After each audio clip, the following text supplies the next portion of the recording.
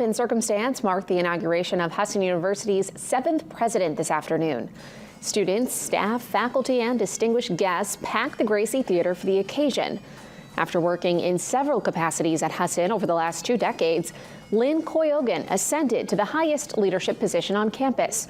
On July 1st, Koyogan officially became the first female president and CEO in Husson University history.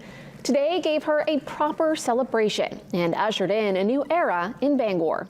From serving as principal at Bangor's Fruit Street School to a nearly 20-year career here at Husson as Dean, Provost, and Vice President, Lynn has dedicated her life to education because she cares so much about our students. What a week this has been. Across campus, we have gathered, celebrated, shared, and prepared. And now we are here today at the symbolic start of a new chapter in Husson's history. Her remarks continued with her vision for bringing Husson into the future.